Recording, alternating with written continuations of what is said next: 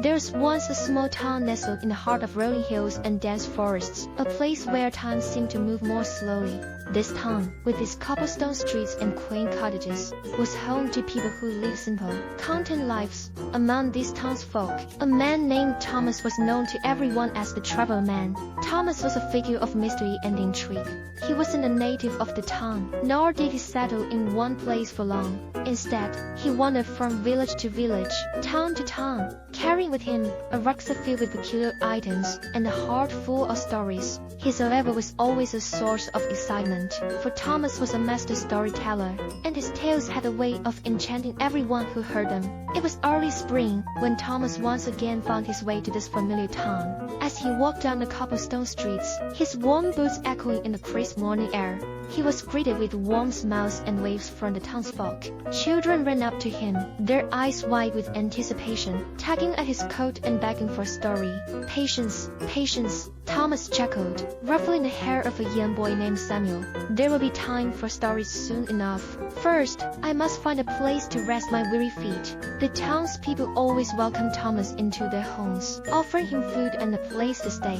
This time, he found lodging with the old widow, Mrs. Hawthorne, who lived in a cottage at the edge of town. She was a kind woman, known for her generous spirit and delicious apple pies. As evening fell, Thomas settled into a chair by Mrs. Hawthorne's hearth, the warm glow of the fire casting dancing shadows on the walls.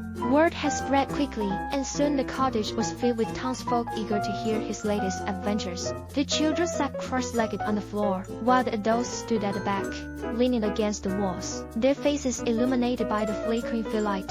Thomas began his tale with a twinkle in his eye. "This story," he said, "is about a land far, far away, where the mountains touch the sky and the rivers sing to the stars." He spoke of a kingdom ruled by a wise and kind queen, who possessed a magical locket that could grant wishes. The kingdom was prosperous and happy until Dark Sorcerer, envious of the queen's power, stole the locket. With its magic in his grasp, he cast a spell over the land, turning it into a place of shadows and despair. The queen, desperate to save her people, sent her bravest knight on a quest to retrieve the locket. Thomas continued. Sir Cedric, with his loyal steed and unwavering courage, ventured into the sorcerer's lair, but the journey was fraught with danger. He faced treacherous mountains, wild rivers, and fierce creatures. Yet, through his bravery and cleverness, Sir Cedric overcame each challenge, proving that true strength lies in the heart. The children gasped and cheered as Thomas described Sir Cedric's daring battles and narrow escapes.